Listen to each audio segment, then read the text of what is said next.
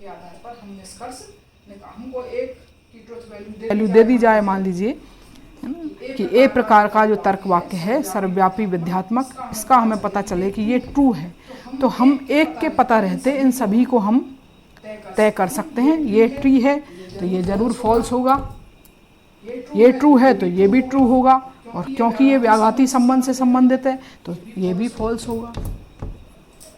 इस तरीके से तो ऐसे अभ्यास आपकी पुस्तक में दे रखे हैं, कॉपी की जो पुस्तक है उन अभ्यासों को आप करेंगे तो और भी ज़्यादा ये जो परंपरागत विरोध वर्ग है ये आपको स्पष्ट हो जाएगा।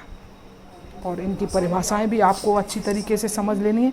इनमें बहुत छोटा सा ही बहुत सूक्ष्म अंतर है, उस अंतर को भी आपको समझ लेना है। इनकी ट्रुथ वैल्यू यदि हमें पता चले ये ट्रू है, ऊपर जो सर्वव्यापी कथन है, तब हम चारों प्रकार के तर्क वाक्यों की ट्रुथ वैल्यू तय कर सकते हैं। लेकिन यदि इसकी पता चले कि ये फॉल्स है तब हम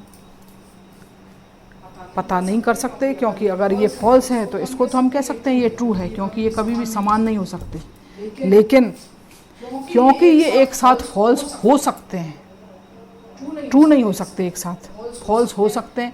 और आप जानते हैं कि जब हम निगमनात्मक तर्कशास्त्र पढ़ रहे हैं तो जो वहाँ कहा जाएगा वो निश्चित रूप से कहा जाएगा, इसीलिए इसके बारे में निश्चित रूप से कुछ भी कहना संभव नहीं है। और जब इसके बारे में कुछ भी कहना संभव नहीं है तो इसके बारे में भी कहना संभव नहीं है। तो ये अगर सर्वव्यापी विध्यात्मक जो कथन है उसकी फॉल्स ट्रुथ वैल्यू आपको पता चले कि वो फॉल्स है, असत्य है, तो आप केवल एक ओ को तय कर पाएंगे कि वो ट्रू है।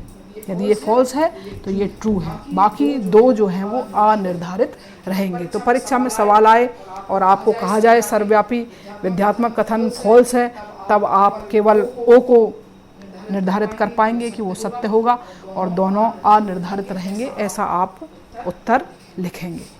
इसमें किसी तरह का आपको कन्फ्यूजन नहीं होना चाहिए। तो ये आपके परंपरागत विरोध वर्ग का कंसेप्ट है, जिसको आपको बहुत अच्छी तरह से समझ लेना है।